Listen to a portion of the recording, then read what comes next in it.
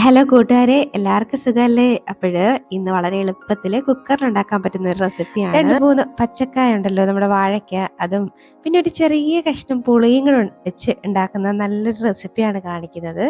നല്ല ടേസ്റ്റിയാണ്, വളരെ പെട്ടെന്ന് ഉണ്ടാക്കിയെടുക്കാം.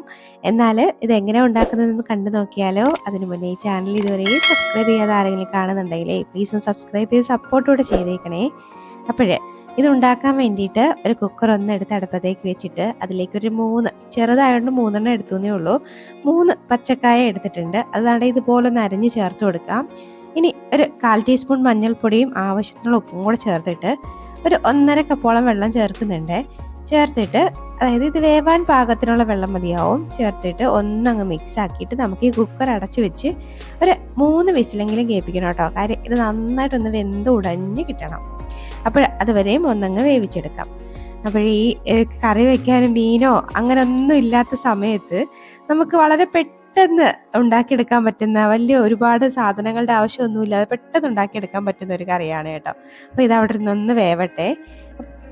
അപ്പോഴേക്കും നമുക്കൊരു ചെറിയ മസാല ഒന്ന് റെഡിയാക്കി എടുക്കണം. അതിന് വേണ്ടിയിട്ട് അപ്പോൾ നമുക്കൊരു പാൻ ഒന്ന് അടുപ്പത്തേക്ക് വെക്കാം. ഈ പാൻ ഒന്ന് ചൂടായി വരുമ്പോഴേക്കും അതിലേക്കൊരു 2 ടേബിൾ സ്പൂണോളം ഓയിലൊന്ന് ചേർക്കുന്നുണ്ട്. ഇനി അതിലേക്ക് ഒരു സവാള നീളത്തിൽ അരിഞ്ഞങ്ങോട്ട് ചേർത്ത് കൊടുക്കാം. ഒരുപാട് കനം കുറച്ചൊന്നും അരിയേണ്ട ആവശ്യമില്ല കേട്ടോ. ഇനി ഇത് നന്നായിട്ടൊന്നങ്ങ് വഴറ്റി ചെറുതായിട്ടൊന്നങ്ങ് വേവിച്ചെടുക്കാം. ഒരുപാട് കളറൊന്നും മാറ്റിയെടുക്കേണ്ട ആവശ്യമില്ല. ഇപ്പോൾ ഇതാണ്ട് ഒന്ന് വെന്ത് വന്നിട്ടുണ്ട്. ചെറുതായിട്ടൊന്ന് കളർ മാറിയിട്ടുണ്ട്. ഇത്രയും മതിയാവും. ഇനി ഇതിലേക്ക് ഒരു ടീസ്പൂണോളം കാശ്മീരി ചില്ലി ചേർക്കുന്നുണ്ട്. 1 ടീസ്പൂൺ മല്ലിപ്പൊടിയും കൂടെ ചേർക്കുന്നുണ്ട്. ചേർത്തിട്ട് പച്ചമണം മാറുന്നവരെയും ഒന്നങ്ങ് വഴറ്റിയെടുക്കാം. ലോ ഫ്ലെയിമിൽ ഇട്ടിട്ട് വേണം കേട്ടോ ഈ പൊടികളുടെ പച്ചമണമൊക്കെ ഒന്ന് മാറ്റിയെടുക്കാനായിട്ട്. ഇപ്പോൾ ദാണ്ട പൊടികളുടെ പച്ചമണമൊക്കെ ഒന്ന് മാറി വന്നിട്ടുണ്ട്. അപ്പോൾ ഇതുവരെയൊക്കെ ഒന്ന് മതിയാവും. ഇനി ഇത് അവിടെ നിന്ന് തണുക്കട്ടെ. ഫ്ലെയിം അങ്ങ് ഓഫ് ചെയ്ത് കൊടുക്കാവേ. അപ്പം ഇതൊന്ന് തണുത്ത് വന്നിട്ടുണ്ട്. ഞാനൊരു മിക്സിയുടെ ജാറിലോട്ടൊന്ന് ഇട്ട് കൊടുത്തിട്ടുണ്ട്. ഒരല്പം വെള്ളവും കൂടെ ഒന്ന് ചേർത്തിട്ടുണ്ട്. അപ്പോൾ അതാണ്ട് ഇതുപോലെ ഒന്ന് അരച്ചെടുത്ത് മാറ്റി വയ്ക്കാം. ഇപ്പോൾ അതാണ്ട് നമ്മുടെ വാഴയ്ക്കൊക്കെ നന്നായിട്ടൊന്ന് വെന്ത് വന്നിട്ടുണ്ട്. നല്ല അടിപൊളിയായിട്ട് വെന്തിട്ടുണ്ട്. അപ്പം നമുക്കിത് നന്നായിട്ടൊന്ന് ഉടച്ചെടുക്കണേ.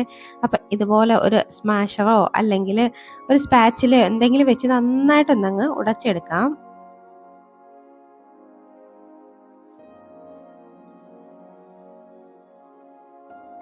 ഇപ്പോൾ ഞാനിത് നന്നായിട്ടൊന്ന് ഉടച്ചെടുത്തിട്ടുണ്ട്. ഇനി ഇതിലേക്ക് നമ്മൾ അരച്ച് മാറ്റി വെച്ചേക്കുന്ന ആ മിക്സ് അങ്ങോട്ട് ചേർത്ത് കൊടുക്കാം. ഇത് ചേർക്കുന്നതിന് മുന്നേ തന്നെ ഫ്ലെയിം അങ്ങ് ഓണാക്കിയേക്കണേ.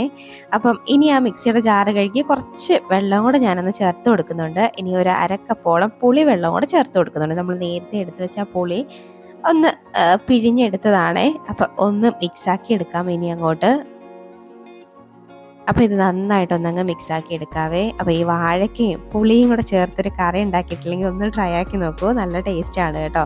അപ്പം ഇനി ഇതിലേക്ക് ഒരല്പം ഉപ്പും കൂടെ ഞാൻ ചേർത്ത് കൊടുക്കുന്നുണ്ട്. അപ്പോൾ ഉപ്പ് നോക്കിയിട്ടൊന്ന് ചേർത്താൽ മതിയാവേ. അപ്പോൾ ആദ്യം നമ്മൾ വാഴയ്ക്കൊക്കെ വേവിക്കുന്ന സമയത്ത് കുറച്ച് ഉപ്പ് ചേർത്തായിരുന്നു. അപ്പോൾ നോക്കിയിട്ട് ഒന്ന് ചേർത്ത് കൊടുത്താൽ മതിയാവും. വീണ്ടും ഒന്നും കൂടെ അങ്ങ് മിക്സ് ആക്കിയിട്ട് ഇതിലേക്ക് 1 ടീസ്പൂണോളം ശർക്കര പൊടിച്ചതും കൂടെ ഞാനൊന്ന് ഇട്ട് കൊടുക്കുന്നുണ്ട് കേട്ടോ. അപ്പം ഈ ശർക്കരയും കൂടെ ആകുമ്പോഴത്തേനും ആ എരിവും പുളിയൊക്കെ ഒന്ന് നന്നായിട്ടൊന്ന് ബാലൻസ് ആയിക്കോളും. അപ്പോഴിത് നന്നായിട്ട് വീണ്ടും ഒന്നങ്ങ് മിക്സ് ആക്കി ഒന്നും കൂടെ അങ്ങ് തിളപ്പിച്ചെടുത്താൽ മതിയാവും. അപ്പോൾ അതാണ്ട് നന്നായിട്ടൊന്ന് തിളച്ച് വന്നിട്ടുണ്ട്. അപ്പം ഇതുവരെയൊക്കെ ഒന്ന് മതിയാവും കേട്ടോ. അപ്പം നല്ല അടിപൊളി ഒരു കറിയാണ്.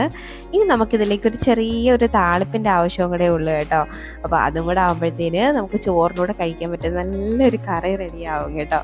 അപ്പോൾ താളിക്കാൻ വേണ്ടിയിട്ട് ഒരു പാൻ ഒന്ന് അടുപ്പത്തേക്ക് വെച്ചിട്ട് അതിലേക്ക് വെളിച്ചെണ്ണ ഒന്ന് ചേർത്ത് കൊടുക്കാം. ഇനി 1 ടീസ്പൂണോളം കടുക് ഒന്നിട്ട് പൊട്ടിക്കുന്നുണ്ട്. കടുകൊന്ന് പൊട്ടി വരുമ്പോഴേക്കും ഒരു വറ്റൽമുളക് ഇട്ട് കൊടുക്കുന്നുണ്ട്. ഇനി കുറച്ച് കറിവേപ്പിലയും കൂടെ ചേർത്ത് കൊടുക്കാം. ചേർത്തിട്ട് ഇത് ചൂടോടെ തന്നെ നമ്മുടെ കറിയിലോട്ട് അങ്ങോട്ട് ഒഴിച്ചു കൊടുക്കാടോ. അപ്പോൾ നല്ല ടേസ്റ്റി ആയിട്ടുള്ളൊരു കറിയാണ്. നിങ്ങളെല്ലാവരും ഒന്ന് ട്രൈ ആക്കി നോക്കിയിട്ടേ നിങ്ങളുടെ അഭിപ്രായം കമൻറ്റ് ബോക്സിലൊന്ന് അറിയിക്കണേ. പിന്നെ വീഡിയോ ഇഷ്ടമായാൽ ഒരു ലൈക്കും കൂടെ തന്നേക്കണേ. അപ്പോൾ ഇനി ഒരു റെസിപ്പിയുമായിട്ട് വീണ്ടും കാണാടോ. അതുവരേക്കും ബൈ. Thanks for watching.